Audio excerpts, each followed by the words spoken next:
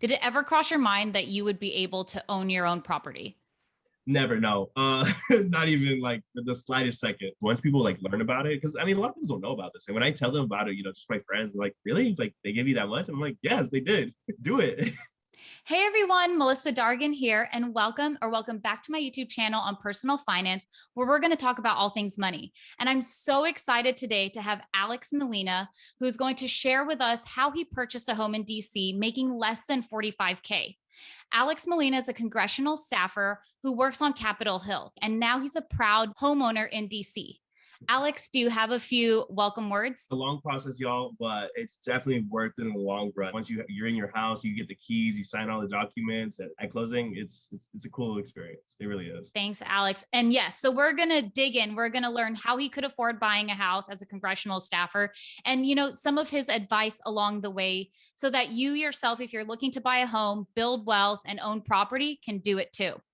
And before we dive into all the questions, if you like this kind of content, go ahead and hit that like button and press subscribe to be updated whenever new personal finance content is released each week. Remember, it's free to like and subscribe, and it definitely helps with the YouTube algorithm. So appreciate your support, guys. Thanks.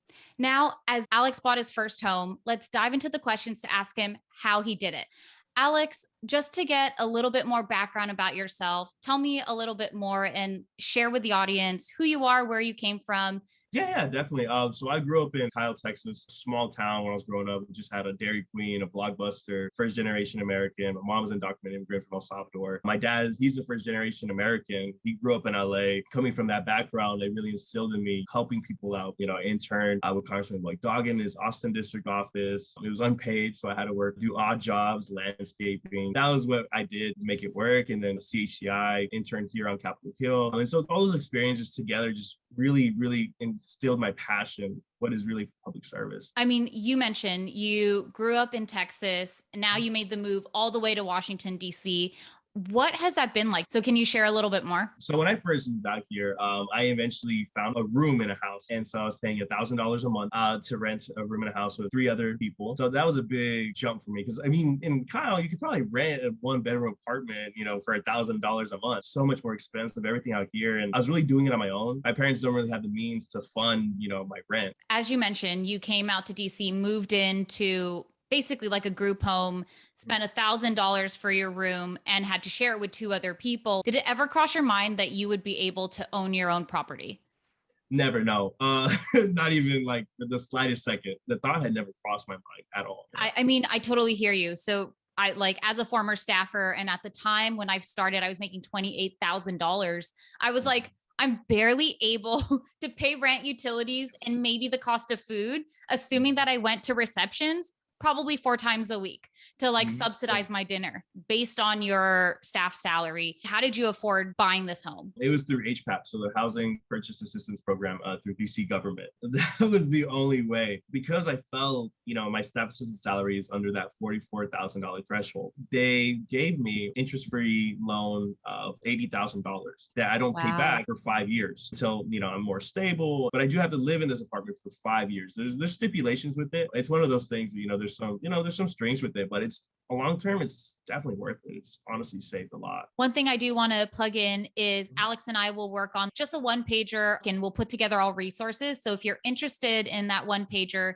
go ahead, make sure you check out the link below, sign up for it, and we'll be able to send that for you. Yes, so there are a few requirements, as you mentioned, right? There is an income threshold based on making less than, I think it was 44,000 when you went through it in the last year. Is there any other requirements that you going through the process didn't necessarily realize? I thought I was going to pay the $80,000 in lump sum after 5 years, but it's more payments. And so I was okay with that. Long term, I was like, the $80,000 is going to help out. I was like, I'm not going to pass this up. Yeah, it was a long process. There's a lot of vetting. There's a lot of verifying you're employed, verifying your income, things like that. So and you have to go through a CBO, so a nonprofit CBO, housing counselor, and take housing classes and things like that.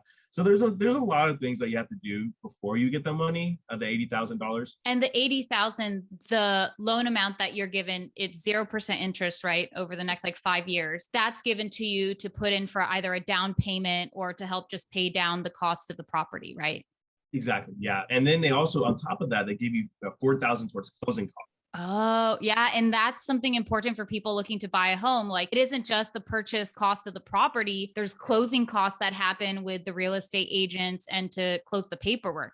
And how Mhm. much is that? Yeah, so it's up to 4,000. I Okay. think my closing costs ran about 9,000, give or take. So you still had to subsidize some of your savings to pay off whatever the closing cost difference was. Exactly. Yeah. You pay for the inspection, warranty, insurance, property taxes, all that stuff you don't think about. It comes there. And then just to backtrack a little bit, how did you first find out about this program? So my real estate agent, he actually specializes, he's worked with these programs before and he was knowledgeable about this. And he was like, you qualify for this. And he was like, I worked with other Capitol Hill staffers too. They went through the process. It takes a while, but it's worth it. And so he put me in touch with the people he knows. And, my financial loan officer also was knowledgeable how HPAP works and DC government and things like that. So it was very easy for them to connect me with people, the counselors, and just wait for them to process my application. I'm so excited that you're sharing your piece of knowledge and advice on this because I wish I knew about this 10 years ago. Like when I started in 2011, I wish I knew about this program because it's been around for a while. I feel like I could have been a homeowner earlier, and I'm so glad that you're able to share this insight.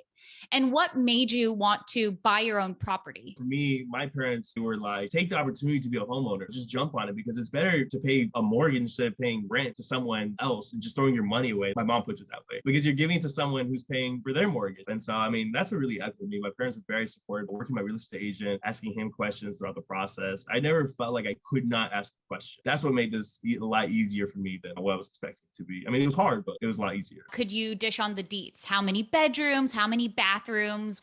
Location wise, which quadrant of DC? It's a junior 1 bedroom. It's located about 5 minute walk to the wharf. So I'm like pretty much on the water. And Nice. so, no, yeah, so it's a nice area, Southwest. I really enjoy living there. Honestly, I have no words for it. I'm super grateful. I really love this apartment. There's a lot of upgrades and some renovations I want to do and long-term stuff. But, I have 30 years to kind of figure that out. So How much was the property that you purchased? it was $235,000.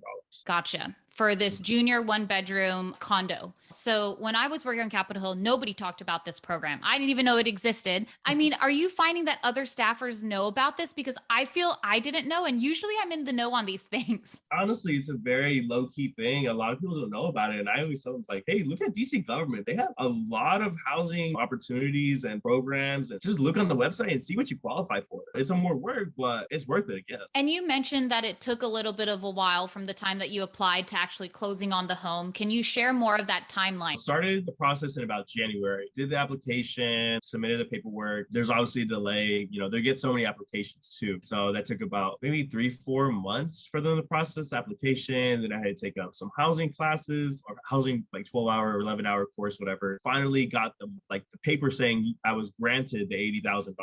I want to say June. Okay. And then that's when I was really started hitting the house search. And then eventually I put an offer on one place and it fell through because of some kind of ratio. Basically, the condo association has to own more units than the actual people owning the units. So that fell through. And then eventually it landed here. And so this place, actually, I found it. It didn't have any pictures or anything, but I liked the location. It was on the market for 5 days. And then I saw it. I was like, let's put an offer on it. We did, and they accepted and, went from there. That's awesome because right now, and especially this year and throughout COVID, it's been such a competitive housing market. And so in order to be able to even close and find a property and a condo like you did, that's awesome.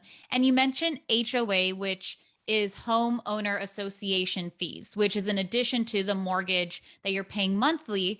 In terms of the breakdown of the numbers, how much are you paying now for your own home, your own property, your own condo? Yeah, so I pay $850 for the mortgage. Wow. And then my HOA fee is $370, but that includes the gym, the pool, all my utilities, the concierge desk, all the amenities as well. So total I think it's about $1,200 or so. So it's a little bit more than what the rent was, but I live alone. There's a lot more stuff here. And then even with the rent for the 1,000, did that include utilities? Utilities was a weird thing. Mine was included. Okay. My other roommates, they had to pay, I think it was like 100 each or something like that, 100 and something each. Obviously you're a homeowner now and you own the property. So if anything goes wrong in the house, it's on you, right? For responsibility.